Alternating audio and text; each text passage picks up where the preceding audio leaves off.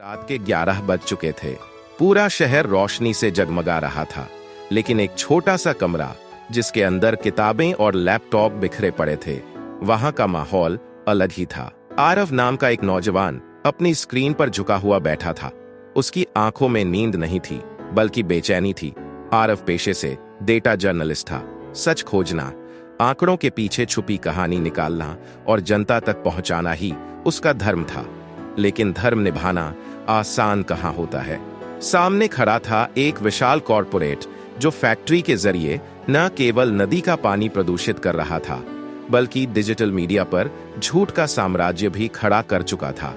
आरव बुदबुदाया, क्या अकेला आदमी इस झूठ और डरावनी ताकत के खिलाफ खड़ा हो सकता है? पीछे से दादी की आवाज आई, बेटा याद रख, महाभारत में जब अर्जुन रणभूमि में खड़ा था, वह भी अकेला ही महसूस कर रहा था। उसे भी डर था, अपने प्रियजनों से लड़ने का डर, परिणाम का डर। लेकिन श्री कृष्ण ने उसे यही कहा था, कर्म करो, कर्तव्य निभाओ, फल की चिंता मत करो, यही धर्म है। आरव हल्की मुस्कान के साथ बोला, दादी आप भी ना, आप हमेशा किसी शास्त्र का उदाहरण दे देती हैं, पर आज का जमाना अलग है। यहाँ तो लोग सोशल मीडिया पर झूठ को सच बना देते हैं। दादी ने उत्तर दिया, झूठ चाहे कितनी तेज दौड़े, पर सत्य की चाल स्थिर और अटल होती है। गरुड़ पुराण में भी कहा गया है, असत्य स्थायी नहीं होता। बेटा सच का दीप जलाओ, लोग खुद उसकी ओर आकर्षित होंगे। दादी की बातें आरव के दिल में कहीं गहराई तक उतर गईं। वह उठा, खिड़की से बाहर देखा। नीचे सड़क पर भागती कारें, बिलबोर्ड्स पर चमकते झूठे विज्ञापन। उसे लगा यह शहर एक मायाजाल है, जहां सच की आवाज दब जाती है। लेकिन उसी क्षण उसके भीतर एक संकल्प ने जन्म लिया। अगली सुबह ऑफिस जाते वक्त आरव की मुलाकात अपनी पुरानी दोस्त निशा से हुई। निशा साइबर फॉरेंसिक विशेषज्ञ थी। निशा ने हंसते हुए कहा, क्या हाल है मिस्टर ट्रुथ सीकर, सुना है फिर किसी बड़ी कंपनी से टकरा रहे हो। आरव बोला, हाँ, और डर भी लग रहा है। धमकी भरे मेल आने लगे हैं। कभी लगता है कि नौकरी भी जाएगी, परिवार भी परेशान होगा, लेकिन शायद यही सही रास्ता है। निशा का चेहरा गंभीर हो गया। देखो आरव, आज की दुनिया डेटा पर टिकी है। सच को साबित करने के लिए सिर्फ शब्द काफी नहीं, ठोस सबूत चाहिए। और सबूत तभी टिकते हैं जब टेक्नोलॉजी को साथ लेकर चलो। महाभारत का युग धनुष बाण का था, पर आज का युग डेटा और एल्गोरिदम का है। आरव ने गहरी सांस ली। तो फिर क्या तुम मेरी मदद करोगी? निशा मुस्कुराई। बिल्कुल, पर याद रखना, यह लड़ाई आसान नहीं होगी। कंपनी के पास पैसे हैं, पावर है, और सबसे खतरनाक फेक न्यूज की सेना है। ऑफिस में जब आरव ने अपने एडिटर से यह मुद्दा उठाया, तो उन्होंने साफ कह दिया, देखो आरव, हम पत्रकार हैं, संत नहीं। जो खबर बिकती है वही छपती है। तुम्हारा यह प्रोजेक्ट हमारे लिए घाटे का सौदा है। कंपनी के विज्ञापन मिलते हैं, तुम उनकी पोल खोलोगे तो हमारी नौकरी जाएगी। आरव चुप रहा। वह समझ चुका था कि यह राह अकेले ही तय करनी होगी। उस रात जब वह घर लौटा, दादी पूजा कर रही थीं। दीपक की लौ में अजीब सा सुकून था। दादी बोली, शिव पुराण में लिखा है, भगवान शिव ने समुद्र मंथन के समय हलाहल विष पी लिया था। सोचो क्यों? क्योंकि अगर वह विष फैलता तो पूरी सृष्टि नष्ट हो जाती। उन्होंने स्वयं पीड़ा सहकर सबको बचाया। धर्म का यही अर्थ है, कष्ट सहकर भी लोक कल्याण। आरव का स्वर गंभीर हो गया। मतलब मुझे भी यह विष पीना होगा, चाहे करियर पर असर हो, चाहे लोग समझें मैं पागल हूं, पर सच को सामने लाना ही होगा। आरव की नोटबुक में लिखा, कर्तव्य शब्द अब केवल एक विचार नहीं था, बल्कि एक प्रतिज्ञा बन चुका था। अगली सुबह ऑफिस की ओर जाते हुए उसके कदम कुछ और ही कह रहे थे। कल तक जहां डर और अनिश्चितता थी, वहां आज एक नई ऊर्जा थी, सबूत इकट्ठा करने की ऊर्जा। उसने अपने फोन पर निशा को कॉल लगाया। निशा, मुझे तुम्हारी मदद चाहिए। मुझे उस फैक्ट्री के प्रदूषण के ठोस सबूत चाहिए। सिर्फ शब्दों से काम नहीं चलेगा। फोन के उस पार निशा की आवाज गंभीर हो गई। ठीक है आरव, मैं जानती थी तुम यही करोगे, पर याद रखना, हम किसी भी गलत तरीके का इस्तेमाल नहीं करेंगे। हमारा काम कानूनी और पारदर्शी होगा। हम सच्चाई को बेपर्दा करेंगे, उसे छुपाएंगे नहीं। आरव ने सहमति में सिर हिलाया। मानो निशा, उसके सामने खड़ी हो। बिल्कुल, मैं भी यही चाहता। हमें डेटा चाहिए, पानी के नमूनों की रिपोर्ट, फैक्ट्री से निकलने वाले कचरे का विश्लेषण और अगर संभव हो तो उनके इंटरनल दस्तावेज। निशा ने जवाब दिया, सुनो, मैं एक काम करती हूँ। मेरे पास एक दोस्त है जो जल प्रदूषण पर शोध कर रहा है। मैं उससे बात करती हूँ कि क्या वह उस फैक्ट्री के आसपास के पानी के सैंपल ले सकता है। इसके अलावा हम सोशल मीडिया पर उस इलाके के लोगों से उनके अनुभव पूछ सकते हैं। इससे हमें ग्राउंड ट्रूथ मिल जाएगा। अगले कुछ दिन आरव और निशा के लिए किसी जासूसी फिल्म के सीन जैसे थे। आरव ने अपनी पत्रकारिता का इस्तेमाल करते हुए कुछ पुराने सरकारी रिपोर्ट्स खंगाले, जिनमें उस फैक्ट्री के पहले भी प्रदूषण से जुड़े मामलों का जिक्र था, लेकिन हर बार वे किसी न किसी बहाने से बच निकले थे। निशा ने अपनी साइबर विशेषज्ञता का इस्तेमाल किया।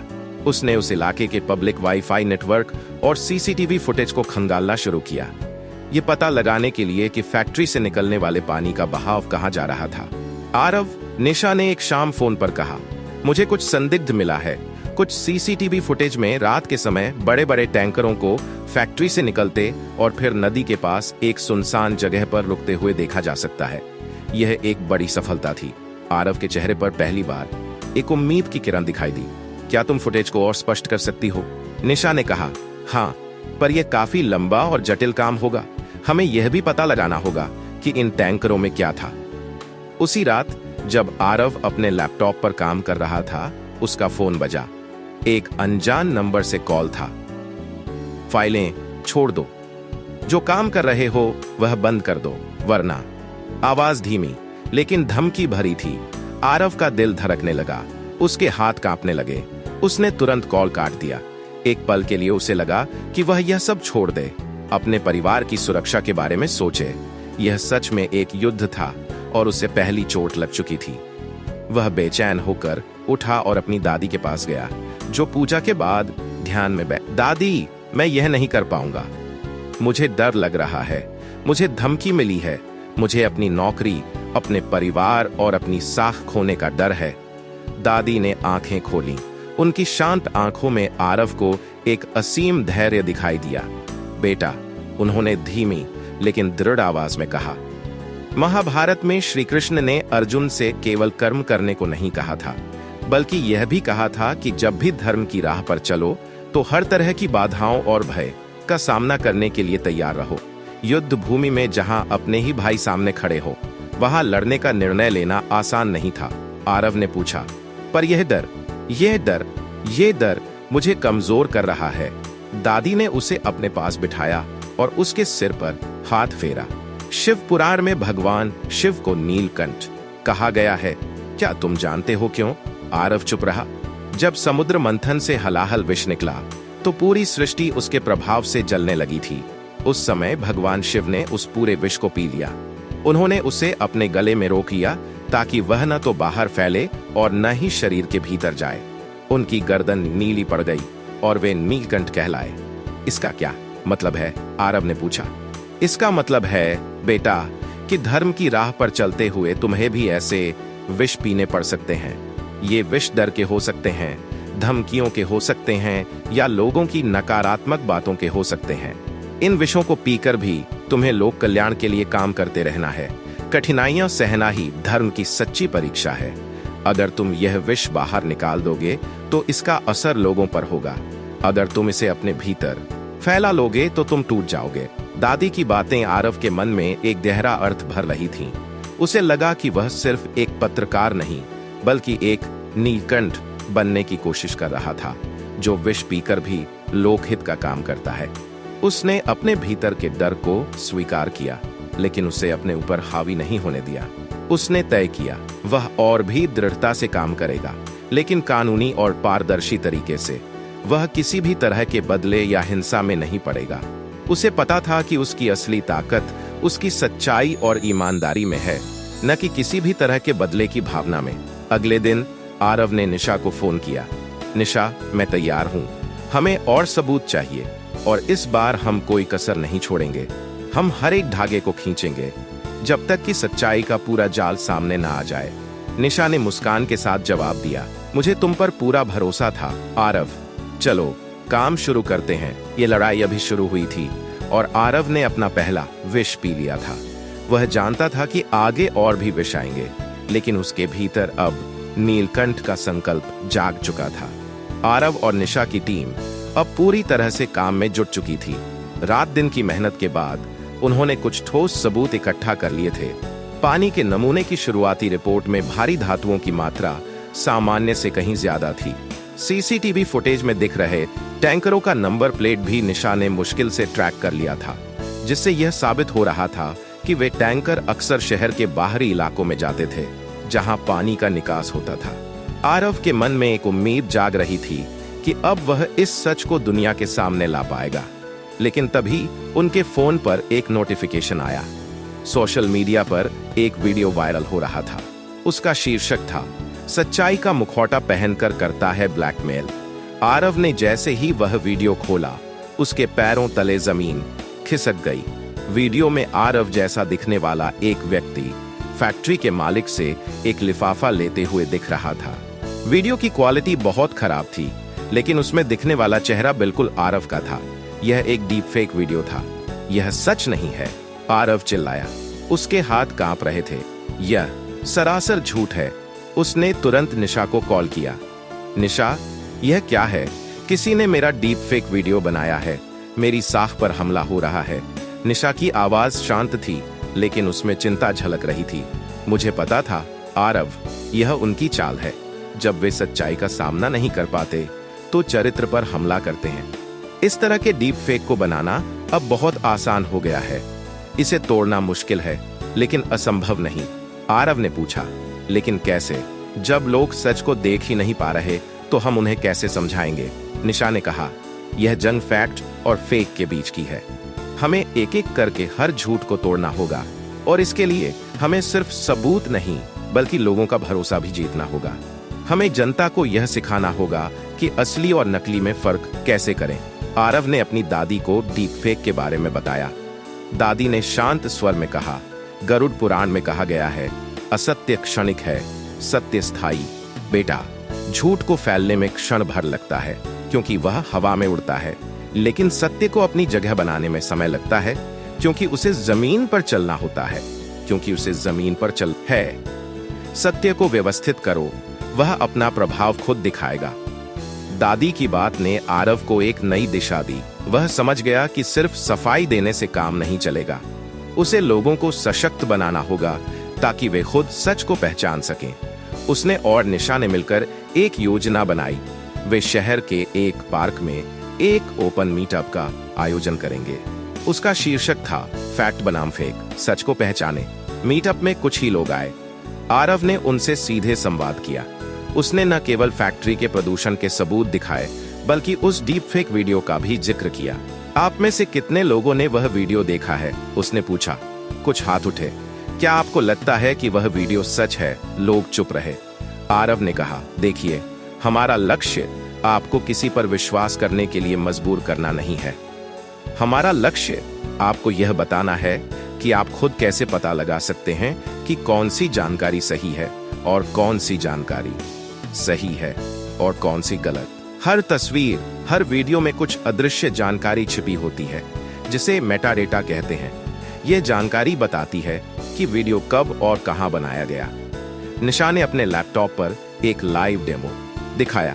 उसने उसी डीप फेक वीडियो को एक सॉफ्टवेयर में डाला और दिखाया कि कैसे उसका मेटाडेटा बदला हुआ था और वीडियो में दिखने वाले व्यक्ति की लिपसिंक यानी होठ हिलाने की गति आवाज से मेल नहीं खा रही थी। यह तकनीक का खेल है, निशा ने समझाया। जिस तरह हम सही जानकारी के लिए तकनीक का इस्तेमाल कर रहे हैं, उसी तरह कुछ लोग गलत जानकारी फैलाने के लिए भी इसका उपयोग करते हैं।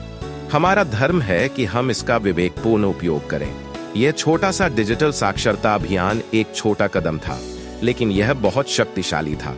कुछ लोगों ने आरव के साथ तस्वीरें ली और सोशल मीडिया पर लिखा कि उन्होंने सच को खुद पहचाना है। उस रात जब आरव घर लौटा, उसका मन शांत था। उसने झूठ को सीधे चुनौती दी थी। उसे पता था कि यह एक लंबी लड़ाई है, लेकिन उसने लोगों को अपने साथ जोड़ना शुरू कर दिया था। यह सिर्फ आरव का नहीं, बल्कि उन लोगों का भी कर्तव्य बन गया था जो सच को जानना चाहते थे। आरव को याद आया, दादी ने कहा था, सत्य को व्यवस्थित करो, वह अपना प्रभाव खुद दिखाएगा। उसने सच को लोगों के सामने सिर्फ परोसा नहीं था, बल्कि उन्हें सच तक पहुंचने का रास्ता भी दिखाया था। यह लड़ाई अब सिर्फ एक पत्रकार की नहीं, बल्कि एक जागरूक समाज की बनती जा रही थी।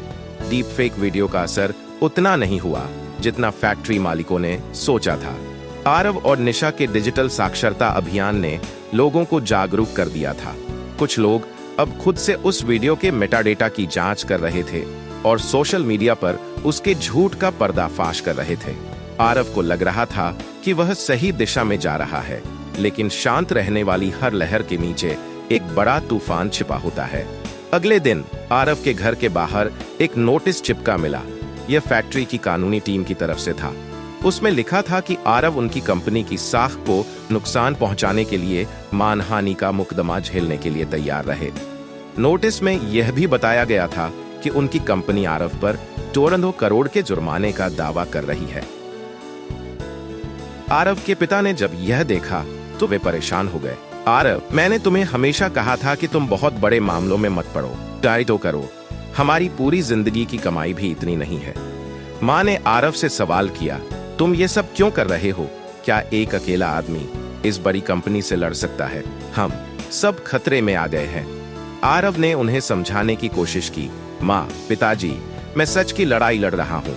यह सिर्फ मेरे बारे में नहीं है, यह उन हजारों लोगों के बारे में है जो इस प्रदूषित पानी से बीमार हो रहे हैं। लेकिन उनका डर आरव की दलीलों से कहीं ज्यादा बड़ा था। अगले दिन आरव अपने पुराने दोस्त केतन से मिला। केतन भी पत्रकार था, लेकिन वह एक बड़े मीडिया घराने में काम करता था, जहां टीआरपी और मुनाफा सबसे ऊपर था। आरव, केतन ने कहा, मैं तुम्हारी हिम्मत की दाद देता हूं, पर तुम पागल हो गए हो। तुम एक ऐसे मुद्दे पर लड़ रहे हो जो तुम्हें कहीं नहीं ले जाएगा। तुम्हारी नौकरी जाएगी, तुम्हारी साख मिट्टी में मिल जाएगी। करियर मत बिगाड़। ये लोग बड़े और ताकतवर हैं, तुम अकेले क्या कर लोगे? केतन की बातें आरव के दिल में एक तीर की तरह चुभ गईं।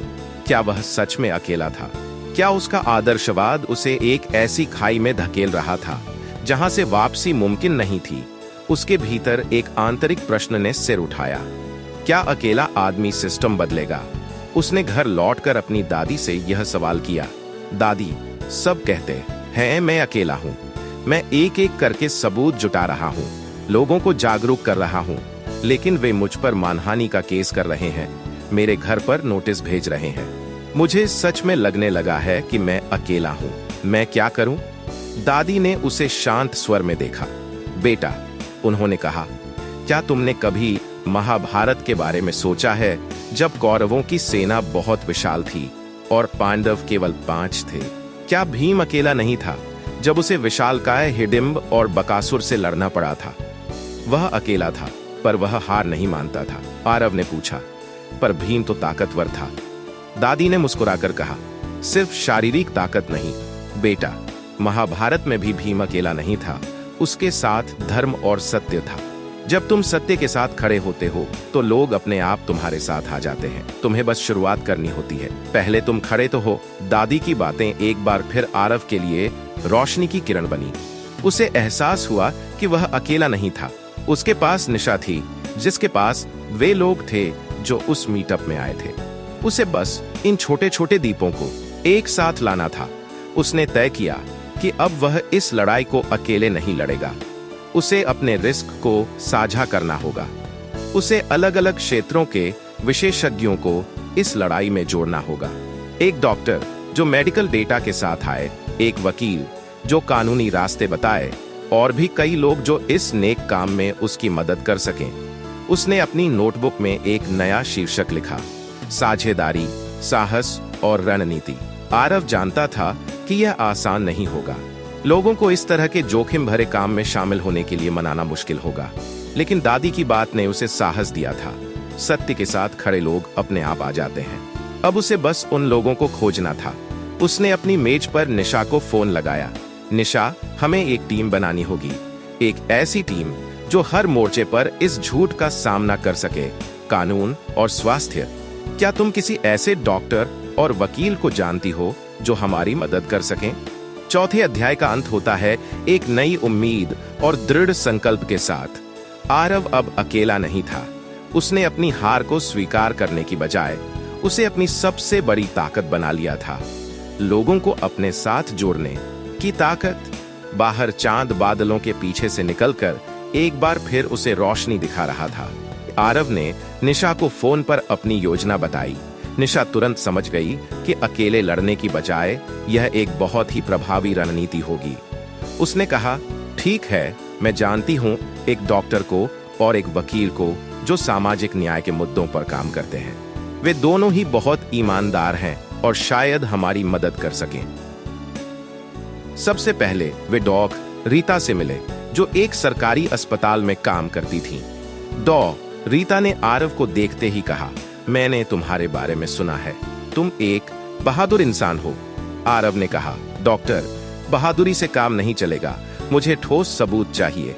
क्या आप मुझे इस इलाके में बढ़ती बीमारियों के आंकड़े दे सकती हैं जिनका संबंध प्रदूषित पानी से हो सकता है? रीता ने कुछ देर सोचा। मैं जानती हूं कि हमारे पास लीवर और किडनी इन्फेक्शन के मामले बढ़ रहे हैं, खासकर बच्चों और बुजुर्गों में। मुझे लगता है कि यह फैक्ट्री से निकलने वाले कचरे से जुड़ा हुआ है। मैं तुम्हें गोपनीय डेटा तो नहीं दे सकती, लेकिन मैं तुम्हें सरकारी रिपोर्टों का सार दे सकती हूँ जिसमें ये आंकड़े दर्ज हैं। यह एक बड़ी सफलता थी। रीता ने अगले कुछ दिनों में सरकारी डेटा का विश्लेषण कर एक रिपोर्ट तैयार की, जिसमें स्पष्ट रूप से दिखाया गया था कि प्रदूषण के बढ़ने से किस तरह बीमारियों की संख्या में भी वृद्धि हुई है। इसके बाद आरव और निशा वकील कबीर से मिले।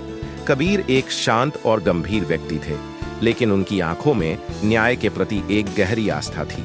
मैं इस मामले को जानता हूँ, आरव, कबीर ने कहा। फैक्ट्री मालिकों ने पहले भी कई बार कानून को मोड़ा है। इस बार हमें एक मजबूत मामला बनाना होगा। मैं तुम्हारी मदद करूंगा, लेकिन यह एक लंबी लड़ाई होगी।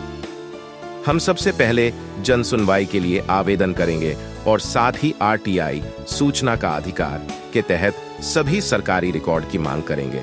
कबीर ने आरव को समझाया कि अदालत में भावनात्मक अपील से ज्यादा कानूनी सबूत और प्रक्रिया का पालन करना जरूरी है। उन्होंने कहा, हम इस केस को एक व्यक्तिगत बदले की लड़ाई की तरह नहीं लड़ सकते। हमें इसे जनहित याचिका में बदलना होगा। टीम अब पूरी हो चुकी थी। आरव पत्रकार, निशा साइबर विशेषज्ञ, रीता चिकित्सक और वकील कबीर कानूनी सलाहकार, वे सब मिलकर एक गोलमेज बैठक में बैठे। निशा ने कहा, हमारी सबसे बड़ी चुनौती फेक न्यूज और डीप फेक वीडियो से निपटना है। हमें इसका एक स्थायी समाधान खोजना होगा। उसने अपने लैपटॉप पर एक नया सॉफ्टवेयर दिखाया। मैंने एक ओपन सोर्स टूल बनाया है। यह बहुत जटिल नहीं है, लेकिन यह किसी भी वीडियो में मेटाडेटा की जांच कर सकता है और यह बता सकता है कि क्या उसमें कोई छेड़छाड़ की गई है या नहीं। आरव ने कहा, यह बहुत शानदार है निशा, हम इसे जनता के लिए मुफ्त में उपलब्ध करा सकते हैं। टीम ने मिलकर एक सुव्यवस्थित रणनीति बनाई। सबसे पहले वे सरकारी एजेंसियों को आरटीआई के तहत आवेदन देंगे। इसके बाद वे जन सुनवाई का आयोजन करेंगे, जिसमें रीता मेडिकल डेटा पेश करेंगी और निशा तकनीकी सबूत। अंत में वे सभी सबूतों को व्यवस्थित करके एक रिपोर्ट बनाएंगे और उसे मीडिया में जारी करेंगे। इस रणनीति को बनाते हुए आरव ने कहा, हमारा काम सिर्फ सच को सामने लाना है, न कि परिणाम के बारे में सोचना। यह लड़ाई लंबी है और हो सकता है कि हमें तुरंत सफलता न मिले। कबीर ने मुस्कुराकर कहा, तुम बिल्कुल सही कह रहे हो आरव। जैसा कि श्री कृष्ण ने गीता में कहा था, कर्मण्येवाधिकारस्ते मा फलेषु कदाचन, यानी कर्म करो, फल की चिंता मत करो। आरव ने इस बात को गहराई से समझा। उसने सोचा कि यह लड़ाई सिर्फ जीतने या हारने की नहीं थी, बल्कि अपने कर्तव्य को सही तरीके से निभाने की थी। उसे बस निष्काम भाव से काम करना था और परिणाम ईश्वर पर छोड़ देना था।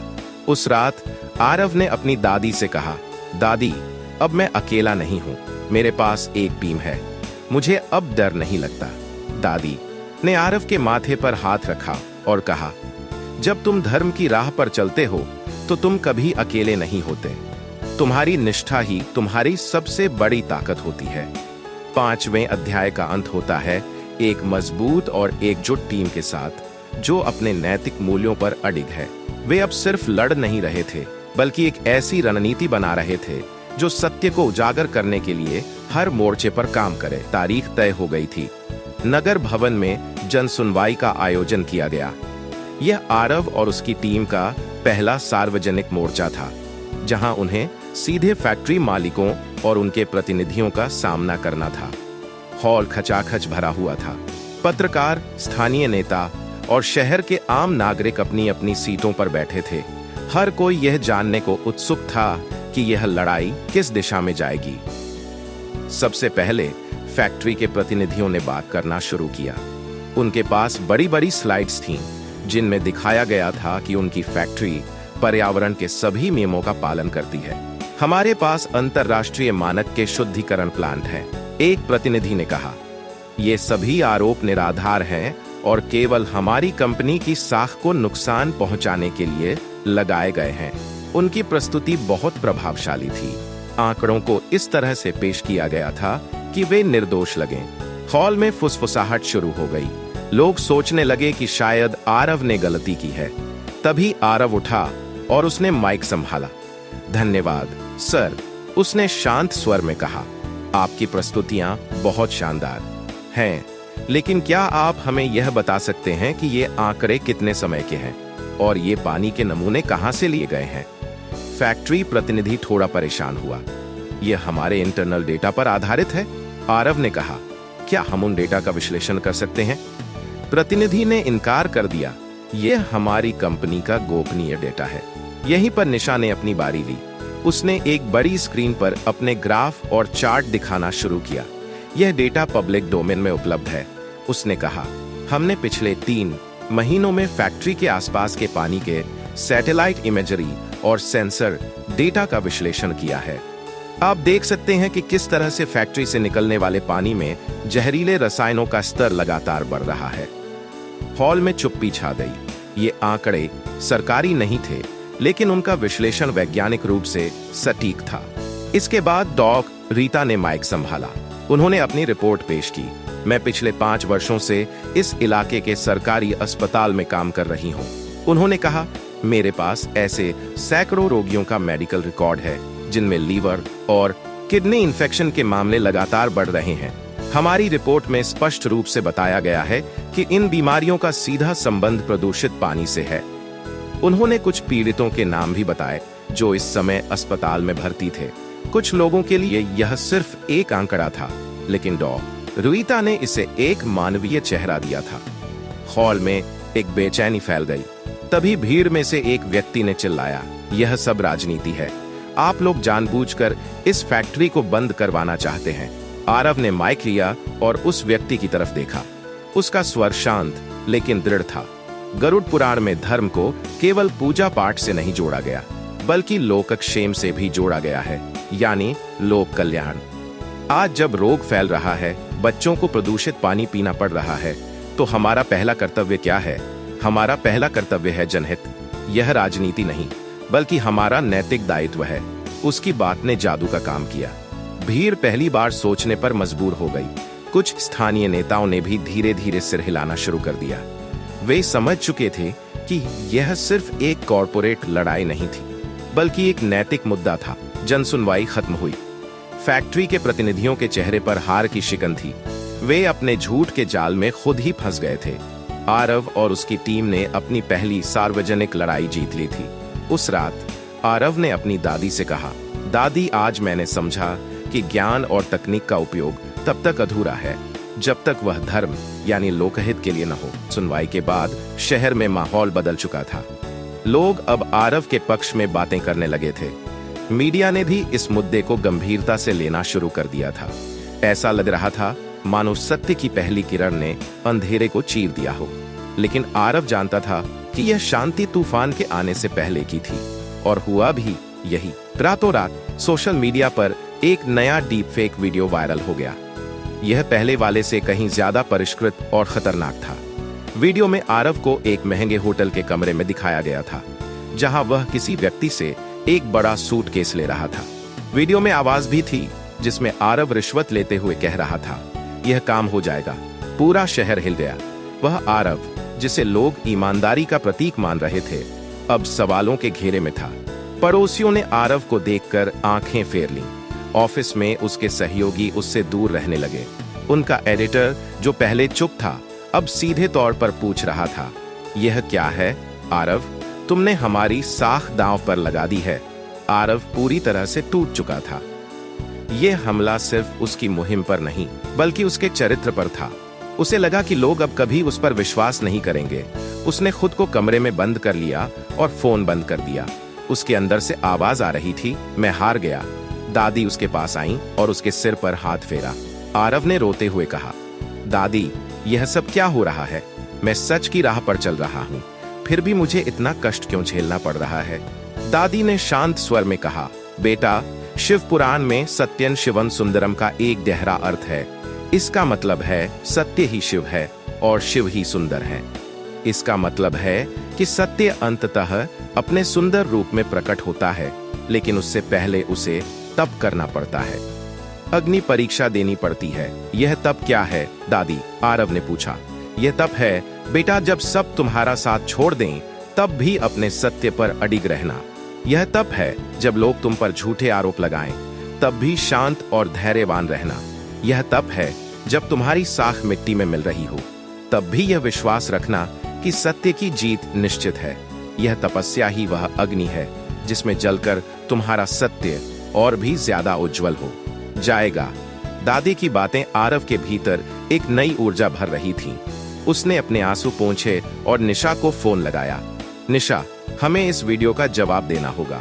हमारे पास एक तकनीकी प्रत्युत्तर होना चाहिए। निशा ने जवाब दिया, मैं पहले ही इस पर काम कर रही हूँ।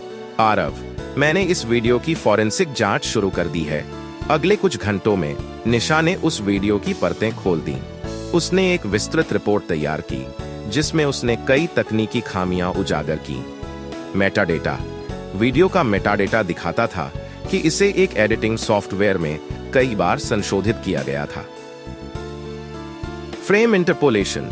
वीडियो के कुछ फ्रेम अजीब थे, मानो उन्हें एक साथ जोड़ा गया हो। Lip sync mismatch. वीडियो में आरव के होठों की गति और आवाज में तालमेल। लाइटिंग। कमरे की लाइटिंग और आरव के चेहरे पर पड़ने वाली लाइटिंग मेल नहीं खा रही थी। यह रिपोर्ट इस बात का ठोस सबूत थी कि वीडियो पूरी तरह से नकली था। आरव और निशा ने तुरंत इस रिपोर्ट को अपने सोशल मीडिया हैंडल पर जारी किया और इसे मीडिया चैनलों पर भी भेजा। मीडिया ने इस रिपोर्ट को तुरंत उठाया। अब यह सिर्फ आरव के चरित्र पर हमला नहीं था, बल्कि तकनीक का दुरुपयोग था।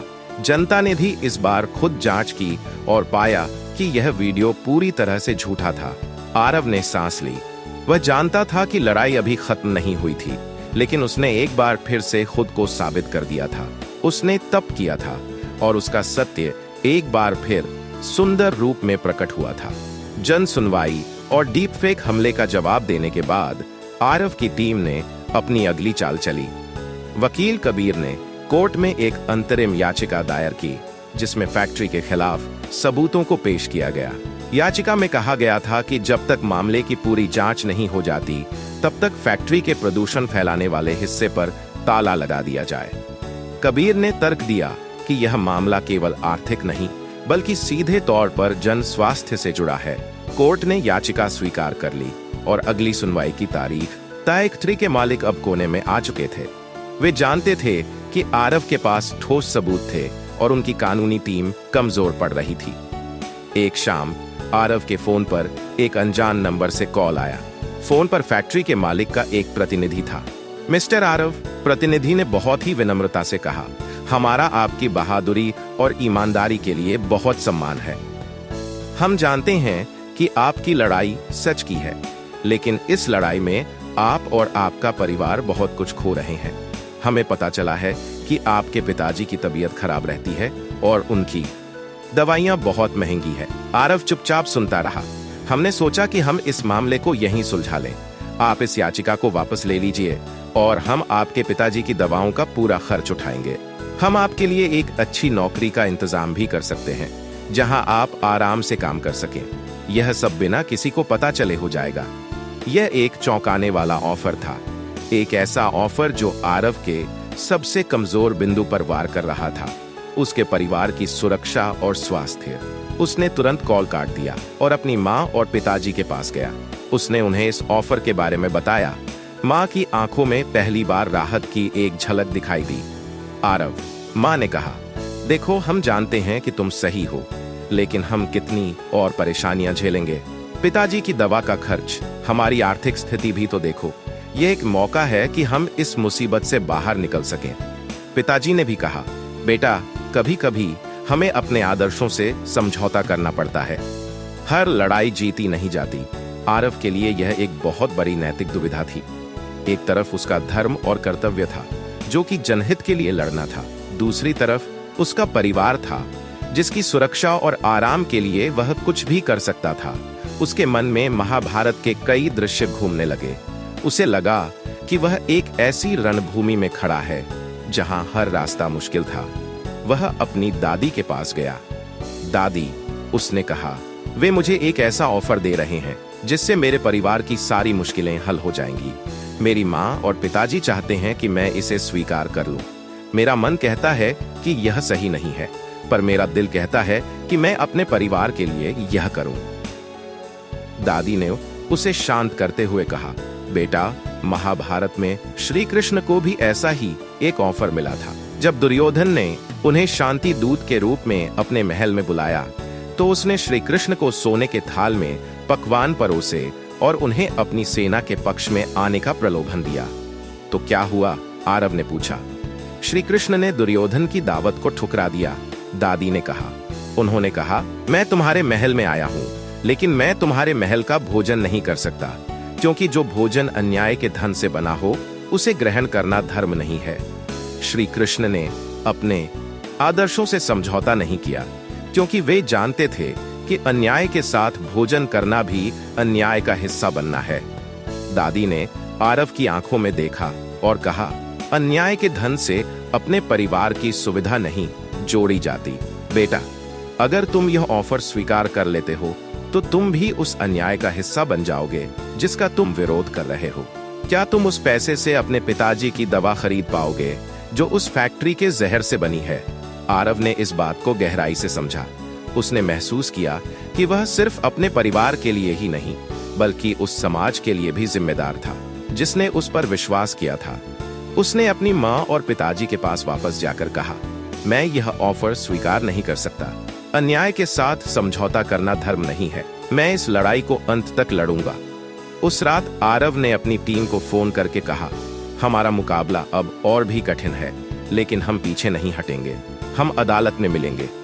8वें अध्याय का अंत एक कठिन लेकिन नैतिक निर्णय के साथ होता है। आरव ने सुविधा की राह छोड़कर धर्म की राह चुनी। कोर्ट का दिन आ गया था। बाहर भारी भीड़ इकट्ठा थी। आम नागरिक, पत्रकार और वो लोग जो जनसुनवाई में आरव के साथ खड़े थे। अंदर का माहौल बेहद तनावपूर्ण था। फैक्ट्री के वकील ने आरव पर झूठे आरोप लगाने की कोशिश की, लेकिन वकील कबीर पूरी तैयारी के साथ आए थे। कबीर ने सबसे पहले कोर्ट में निशा की फॉरेंसिक रिपोर्ट पेश की, जिसमें साबित किया गया था कि आरव के खिलाफ बनाए गए दोनों डीप फेक वीडियो पूरी तरह से नकली थे। इसके बाद उन्होंने रीता की मेडिकल रिपोर्ट पेश की, जिसमें प्रदूषित पानी से होने वाली बीमारियों के बढ़ते आंकड़े थे। यह कोई व्यक्तिगत दुश्मनी नहीं है, योर ऑनर, कबीर ने दृढ़ता से कहा। यह जन स्वास्थ्य का मामला है। ये रिपोर्टें साबित करती हैं कि फैक्ट्री न केवल पर्यावरण को नुकसान पहुंचा रही है, बल्कि शहर के लोगों की जिंदगी भी खतरे में डाल रही है। इसके बाद कबीर ने पानी के नमूनों की सरकारी लैब रिपोर्ट पेश की।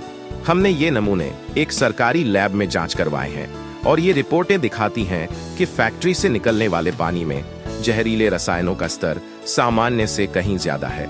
यह एक निर्णायक मोड़ था।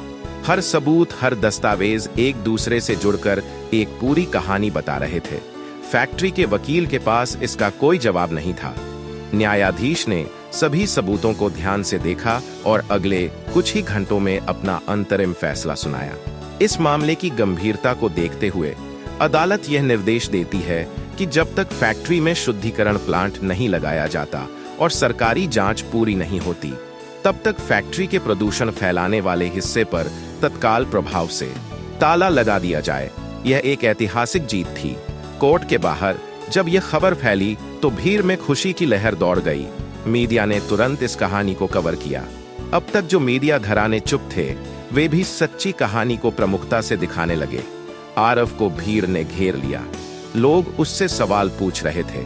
कोई उसे हीरो कह रहा था तो कोई उसका धन्यवाद कर रहा था। आरव ने माइक लिया और भीड़ से बात करना शुरू किया। दोस्तों, उसने कहा, यह जीत मेरी नहीं है, यह हमारी जीत है। यह जीत केवल कोर्ट के फैसले की नहीं है, बल्कि यह उस सत्य की जीत है जो हम सब जानते थे। हमने साबित किया कि झूठ चाहे कितनी भी तेजी से दौड़े, सच्चाई की धीमी और स्थिर चाल उसे मात दे सकती है। आरव ने आगे कहा, आज हमने सीखा कि धर्म केवल पूजा नहीं है। गरुड़ पुराण में लोकहित को धर्म का केंद्र माना गया है। हमारा धर्म यह भी है कि हम अपने पर्यावरण को साफ रखें और अपने समाज के लोगों के स्वास्थ्य की रक्षा करें। और जैसा कि गीता में कर्मयोग समझाया गया है, हमारा कर्तव्य है कि हम अपने काम को पूरी ईमानदारी से करें, चाहे वह डेटा जर्नलिज्म हो या कोई और काम। उसने आगे कहा, हमें यह भी समझना होगा कि तकनीक को भी धर्म की मर्यादा में लाना होगा। डीप फेक और फेक न्यूज तकनीक का दुरुपयोग है। हमें तकनीक का इस्तेमाल सच को उजागर करने के लिए करना चाहिए, न कि उसे दबाने के लिए। उसकी बातें सुनकर भीड़ में एक नया जोश भर गया। उन्होंने समझा कि उनकी अपनी भागीदारी कितनी महत्वपूर्ण थी। उसी शाम सरकारी अधिकारी फैक्ट्री पहुंचे और प्रदूषण फैलाने वाले हिस्से पर ताला लगा दिया। यह सिर्फ एक फैक्ट्री पर ताला नहीं था, बल्कि यह उस अन्याय के खिलाफ एक ताला था जो सालों से चल रहा था। 9वें अध्याय का अंत एक बड़ी जीत के साथ होता है। आरव ने अकेले शुरू की गई इस लड़ाई को एक जन आंदोलन में बदल दिया था।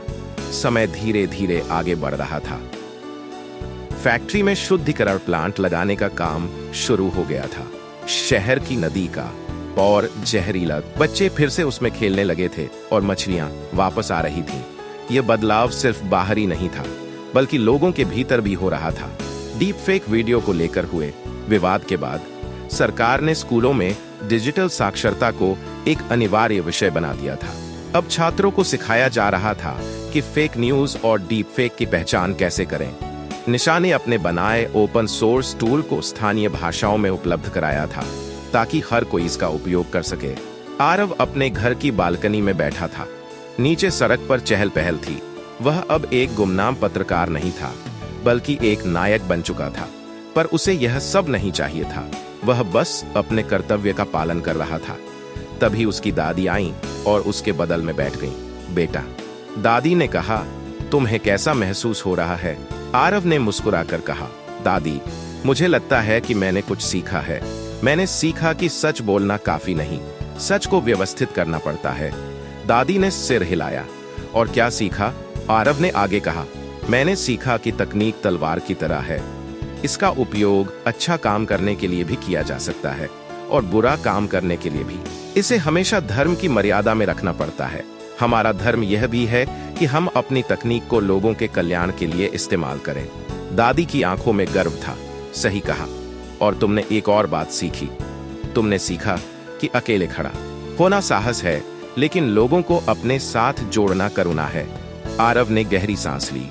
और सबसे बड़ी बात, जैसा कि श्री कृष्ण ने कहा था, कर्तव्य करते रहो, फल की चिंता मत करो।